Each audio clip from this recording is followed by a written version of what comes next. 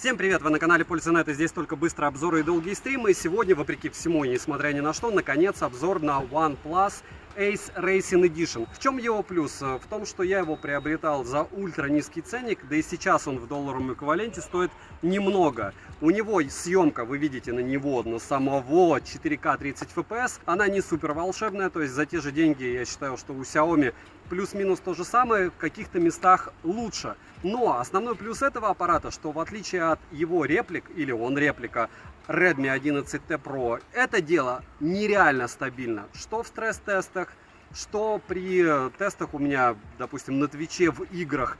То есть это просто уникальный девайс. И сказать, что стоит на него смотреть обзор, если вы приобрели его, несмотря на ColorOS, которая, кстати, неплохая, несмотря на то, что вроде бы у него пока еще нет глобалки, вы приобрели очень сбалансированный девайс. Если вы пока не решили и хотите что-то на Dimensity, я советую вам посмотреть обзор. Смотрим. Прошлый телефон, который мне приходил под названием OnePlus Ace, оказался OnePlus 10 Pro. И многие скажут, ха-ха-ха, вот тебе повезло. С одной стороны, да, с другой стороны, вот этот вот OnePlus Ace, по идее, Racing Edition, я очень на это надеюсь, потому что все написано на китайском языке. При вас я все это дело перепроверять не буду.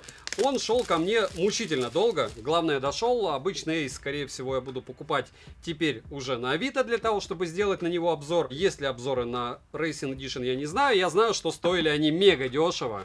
Упаковка, видите, подарочная, OnePlus-овская, красочная. И поэтому мы все бежали и покупали это дело. Дело, ладно, мы это покупали по той причине, что спеки здесь супер. Чехол отличный от OnePlus. Здесь заглушка, здесь у нас получается, скорее всего, телевик. Основная камера. Не буду ничего спойлерить или еще что-то говорить. Ощущение, что здесь чистой воды пластик, хотя вполне возможно это стекло. Нужно читать, нужно тестировать и нужно смотреть. Пока это все дело оформляется и предлагается мне все, включая русский язык.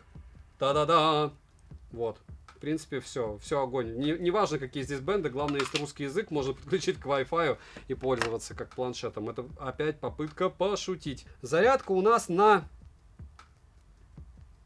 Непонятно сколько для меня, на 55 ватт, скорее всего. А вполне возможно на 62 ватта. Очень странно здесь расписано, довольно непривычно, потому что написано 11 вольт 5 ампер, 55 ватт, но написано 6,1 ампера максимум.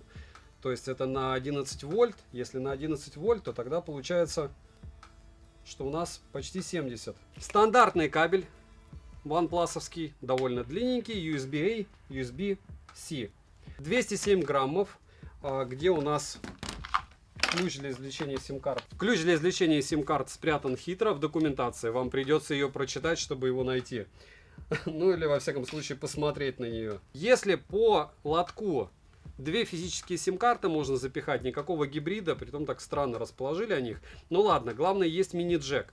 Особый плюс, что несмотря на то, что фронталка просто каких-то бомбических размеров, кружочек, но она находится в правом верхнем углу. Вот так, с таким цветом, под почти рубашку, вы будете выглядеть с этим смартфоном.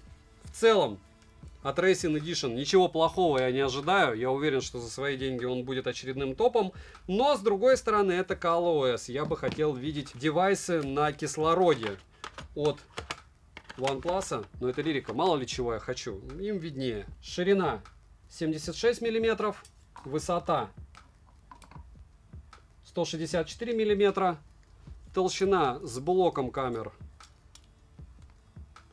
11,4 мм, довольно тоненький, и без 9,0, то есть 9 мм. А плюс в карму, здесь, разумеется, у нас есть сканер отпечатков пальцев кнопки питания, как на Redmi Note 11T Pro, либо на Poco X4 GT, которые являются репликами друг друга, и защитная пленка с довольно пока неплохим олеофобным покрытием. Смотрим. Розыгрыши море, читаем описание, какие сейчас актуальны. Постоянно это, разумеется, 5 Mi Band 6 серии. Разыгрывается за лайк, подписку и комментарий к любому видео. Помимо этого разыгрывается защищенный смартфон и Infinix 12 Pro. Все условия в описании. Подписывайтесь с колоколом. Всем, кто оставит коммент под любым из обзоров. Огромное спасибо, вы помогаете проекту. И не забудьте подписаться на телеграм-канал Взаимопомощи и телеграм-канал Скидок. Перейдем же к смартфону. Полетели. Поставляется данный девайс в серой и голубой расцветке. Дизайн очень привлекательный, качество материалов хорошее, как и сборка. В руке без чехла, как и с чехлом, лежит комфортно, и пользоваться одной рукой можно им без проблем. Тыльная часть выполнена из стекла, а рамка пластиковая. На корпусе расположена кнопка питания со встроенным сканером отпечатков пальцев, качели регулировки громкости, разъем USB Type-C версии 2.0, что неудивительно, два микрофона, динамики, один основной, один разговорный. Звучание здесь хорошее. Технология Real Sound на борту с 4 пресетами, но кастомного эквалайзера в стоке нет. Мини-джек на борту, а АК-порта не завезли. Официально смартфон не имеет пыли и влагозащиту, но салазки прорезинены. Летим дальше. OnePlus Ace Racing Edition оснащен IPS-экраном на 6,59 дюйма с разрешением 2412 на 1080 пикселей. Full HD+. Матрица экрана абсолютно плоская, DCI-P3 широкая цветовая гамма, плотность пикселей 405 ppi, что очень даже хорошо. Пиковая яркость 600 нит, яркости при прямом попадании света на экран, разумеется, не хватает. В солнечный день на улице пользоваться данным смартфоном не совсем комфортно, но от IPS-экрана другого и не ожидаешь. Цветопередача слегка тускловатая, но в целом картинка достаточно четкая и контрастная. Для персонализации экрана под свои предпочтения в настройках более чем достаточно различных функций, за что, конечно же, спасибо. Но на то это и ColorOS. Частота обновления экрана максимум 120 Гц, на выбор также и 60 Гц. Помимо этого, производитель упоминает о 6-ступенчатой адаптивной частоте обновления экрана, но в настройках включить или выключить данную функцию возможности нет. По всей видимости, она работает при выборе 120 Гц. Тач на 240 Гц, тест на дискретизацию касания вы можете наблюдать на экране, и отрабатывает он хорошо. Автояркость работает отлично и быстро подстраивается под освещение. Под разными углами тон картинки слегка бросает в теплый оттенок. Разблокировать экран можно при помощи сканера отпечатков пальцев, внедренного в кнопку блокировки, и распознавания лица. Сканер отпечатков пальцев работает стабильно и быстро. Распознавание лица срабатывает хорошо даже под углом. Зарегистрировать один и тот же отпечаток пальца несколько раз нельзя. Внести биометрические данные можно только одного лица. Подбородок у экрана есть, и он средних размеров. Летим дальше. Процессор MediaTek Dimensity 8100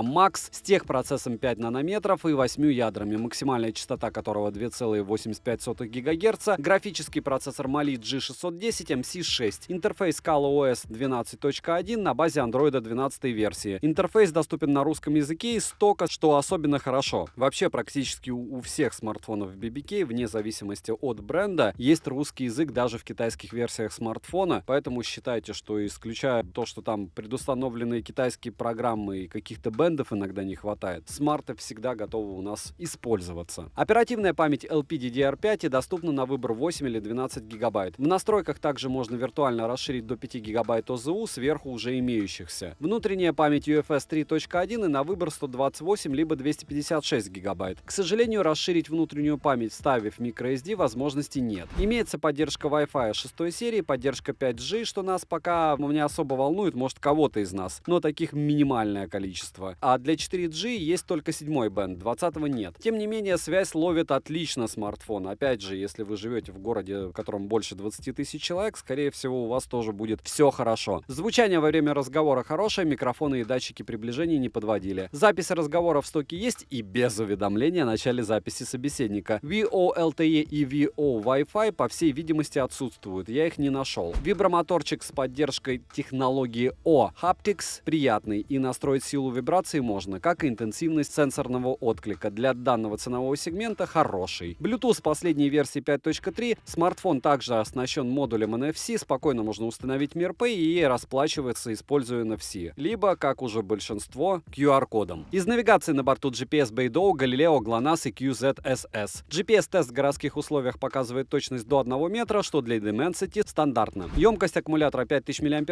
В PC-марке устройство выдал результат в 9 часов 44 минуты и осталось еще 20%. Тест я проводил при 60 Гц на максимальной яркости. Заряжается он с 0 до 100% от родного адаптера питания в среднем за 45 минут. Беспроводной зарядки, разумеется, нет. За 30 минут просмотра видео на YouTube по Wi-Fi ушло 9%. За час игры в Genshin Impact улетает 19% на средних настройках графики. Пример того, как вы будете стримить, допустим, с этого смартфона, по ссылке в описании можете посмотреть в записи на лайв-канале. Я туда выгружал. И это самый стабильный смарт из всех, что я тестировал за последнее время, а там были смарты и по $1000. Играть более более чем комфортно, даже если выставить максимальные настройки графики. Смартфон очень хорошо оптимизирован, что позволяет ему держать баланс между производительностью и расходом заряда аккумулятора. В более легких играх Ace Racing Edition показал себя вообще шикарно. Нагрев незначительный, яркость, к слову, он не понижал. Перейдем к тестам. Тротлинг-тест проходит отлично. 323 гипса минимально, максимально 393 и в среднем 371 гипс на 100 потоках при 30 минутах. Напоминаю, что у того же Nothing Phone, обзор на который вы можете посмотреть по ссылке в левом верхнем углу, 222 гипса при стоимости в 3 раза больше. В Geekbench в сингл-коре 871, в мультикоре 3516, 3D Mark показал Slingshot 7624, Slingshot Extreme максимально, Wildlife Stress Test 5732, Wildlife 5115, Wildlife Extreme Stress Test 1398, Wildlife Extreme 1387. Вантуту выдал результат в 792 тысячи попугаев. Storage тест показал нерадужные для такой начинки 60 тысяч. Но они неплохие, в принципе. 45-минутный стресс-тест прошел, и результаты вы можете наблюдать на экране. Вантуту AI смартфон выбил 1 миллион. К слову, у меня на руках Xiaomi 12S Ultra, и он выбивает 3 миллиона. Как раз на лайв-канале вы можете посмотреть прожарку данного суперфлагмана. Основной блок камер с тыльной части состоит из 3 модулей и одной LED-вспышки. Основной широкоугольный на 64 мегапикселя, сверхширик на 8 с углом обзора в 119 градусов и макро на 2. Запись видео доступна с основного модуля в максимальном разрешении 4К 30 FPS, цифровая стабилизация на борту. Сверхстабилизация работает только при 1080p 60 FPS. Оптостаба не завезли. Фронтальный модуль на 16 мегапикселей, находится он в левом верхнем углу экрана. Максимальное разрешение для съемки видео 1080p 30 FPS. В стоке смартфон имеет небольшое количество полезных режимов как для фото, так и для видеосъемки. В целом съемка хорошая, с цветом и цветами у смартфона больших проблем нет. Короткие примеры вы сейчас увидите.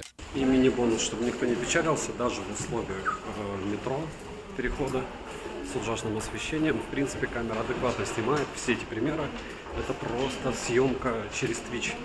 То есть то, как смартфон может одновременно обрабатывать игры и передавать все это дело в онлайне.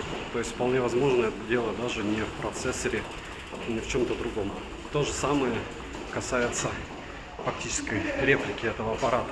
Это Redmi Note 11T Pro и такой же реплики Poco X4 GT.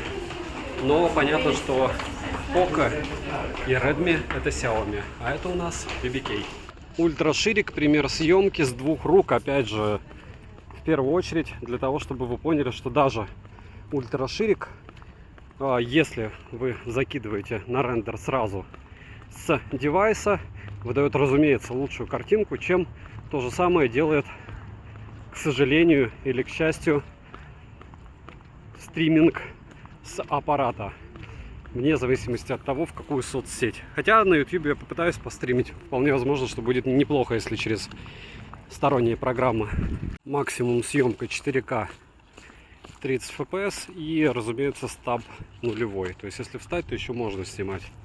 Если идти, то даже с двух рук никак. Нужен стабилизатор. А вот это сверхстаб 1080p. Тут даже если трясти, все круто. 1080p, пример фронталки ночью, Мурина, 1:30, может быть даже уже 2. И вы видите, насколько размыто все с одной стороны, с другой стороны. Несмотря на то, что вроде бы здесь есть освещение, телефон определил автоматически, что освещения не хватает, и поэтому подключил подсветку. То есть я сейчас в кружочке, и меня подсвечивает, собственно, экран, вопреки всему, несмотря ни на что. Ну, в целом, роллинг-шаттера нет, но я его не вижу. Возможно, вы его будете видеть, и я его буду видеть в записи. На телефоне он не заметен. По стабу вопросы большие, но на месте, если снимать, в целом норм. Основная камера 4К 30 FPS, 60 залочены. Возможно, когда-то разлочат все это дело, потому что в прошивке это видно, но она не активирована. Опять же, смотря как смотреть и как нам повезет. Со стабом не все так радужно, но намного лучше по мне, чем в том же Poco X4 GT. Но тоже картинка плавает. Еще раз повторяю, что это абсолютно не камерафон, и учитывая стоимость, ну, брал я за 18, сейчас он 21. Что от него хотеть ночью, непонятно. Фотки делает, видео снимает, и то великолепно. 4К 30 FPS, очередная сложная локация. много огоньков, и я бы сказал, что он неплохо справляется. Самое интересное здесь и здесь тоже. Ну, в целом камера ночная даже очень приличная. Теперь ночной переход, 2 часа. Ничего нам не мешает, никакого света солнечного нет. Вот так в ночи без людей можете записывать ужастики или какие-нибудь ролики. В принципе, как, наверное, фильмы снимают, чтобы людей не было. Не всегда же есть возможность отцепить. Ультраширик, лиговка 1080p. Великолепная погода для съемки. Фронталка максимум 1080p 30 fps, Лиговский проспект. И вообще хорошо справляется, но быстро загрязняется. Поэтому в метро были снимки не очень. Надо было по-хорошему протереть. 4К 30 fps, съемка на месте. И максимум зум 10. Вот так. Фронталка 1080p, ночь, Мурина. И я могу сказать, что она неплохо справляется. Почему? Потому что я в кружочке, подсвечен. Логично, что здесь я под фонарями, но с другой стороны, опять же, для бренда BBK это абсолютно стандартная фронталка, что для дорогого какого-нибудь смартфона, что для дешевого, потому что это даже не средняя ценовая категория. Основная камера ночь 4К 30 fps, и особенно хочу отметить то, что здесь ночные фотографии делаются не как на смартфоне ни о чем, Nothing, который 6 секунд стоишь как вкопанный, а достаточно 1 секунды, ну максимум 1,5. Если брать по съемке, что там 4К 30 fps, что тут 4К 30 fps, посмотрите, я на Твиче и на лайв-канале это, соответственно, выгрузил, тестировал его в Геншине. И уже был обзор на него. И смысл в том, что фактически вы в 3 раза больше платите за аппарат, а толка от него, по мне, меньше, чем от OnePlus. Единственное, да, здесь, чтобы он такой же был, как у Nothing, нужно испоганить шрифты и попытаться все это дело запихать в чехол за 400 рублей, который с диодиками. Ну и все. Ладно, беспроводной зарядки нет, окей. Проверяем на роллинг шаттер. Я его не вижу. Ночной тест автофокуса. И раз. Не хочет. 2. Уже умнее. 3. Совсем хорошо. Справляется. 1080p, тест фронталки у дороги. И это Ace Racing Edition. Вчера проводил стрим с прожаркой Nothing Phone. Посмотрите, потому что вот этот аппарат уделал Nothing Phone по полной программе в плане стабильности, мощи, производительности и всего остального. И уделал, кстати, Poco X4 GT, который тоже оказался лучше, чем Nothing Phone. Максимум 4К 30 fps, съемка у дороги. Вот сейчас мы посмотрим, как у нас автофокус не срабатывает на 30 fps. Ха-ха-ха. Сложный объект, может обучиться. 1, 2. Ну, мы упростили ему задачу. 3. 1080p, довольно сильный ветер, по идее, должен задувать микрофоны. И сейчас вы видите, что вроде бы роллинг шаттера нет. Хотя, опять же, нужно смотреть на большом экране, потому что на даже телефоне он может быть, а на большом экране его потом не будет. Либо наоборот, я сейчас его не вижу, а потом увидите его вы. Это съемка с одной руки. Если пытаться с фронталки с 2 рук снимать, то в принципе терпимо. Минусы. Хотелось бы полноценный слот, недостаточно яркости экрана лично для меня. Нет 20-го бенда, напоминаю, что это китайская версия, и неизвестно, будет ли у Racing Edition глобальная версия. Не лучшие результаты для такой памяти в Storage тесте, нет 60 FPS для основной камеры, что неудивительно, у этого процессора еще не встречал смартфонов с 60 FPS, и цифровая стабилизация работает в видео только при 1080p 60 FPS. Цену можете посмотреть по ссылке в описании к видео, и я считаю, что это чуть ли не самое приятное в этом смартфоне. Даже на высоком курсе он будет выглядеть всегда премиально, учитывая ценник. Внешне понравился, да и в целом хорош. Не забудьте подписаться на телеграм-канал взаимопомощи и скидок, и написать в комментарии, что бы вы еще хотели увидеть на обзоре. Всем, кто оставил комменты, отдельное спасибо. Резюмировать я могу довольно просто. Если вам нужен игровой смартфон за суперадекватные деньги и вас не пугают не глобалки, вам не о чем думать. То есть этот девайс из OnePlus самый сбалансированный для игр. Он классно выглядит, у него интересный внешний вид, у него не худшая камера, и в то же время они выпустили его сразу допиленным. Посмотрите на Твиче мои съемки, попытки съемок каких-то аппаратов и одновременного стриминга. Этот девайс единственный из всех, без глюков и без всего остального, провел полуторачасовой стрим.